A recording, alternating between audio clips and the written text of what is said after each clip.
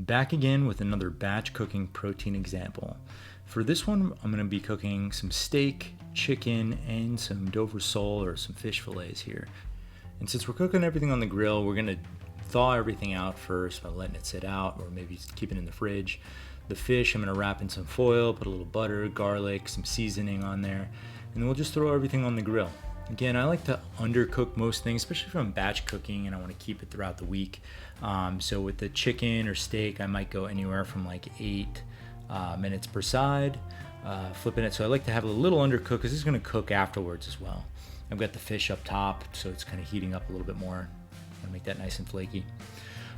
In the meantime, I'm going to be cooking up some carbs and veggies together, mixing a little bit of rice, maybe some cauliflower rice with some broccoli, carrots. Just have a little side. And then here it is all off the grill. You know, we're letting everything cool down and heat. And then I made a meal out of it. And then also was able to save a little bit more chicken and steak for other meals throughout the week. So there you have it. You're multitasking while you're cooking dinner. You can save a little bit of extra protein for the rest of the week.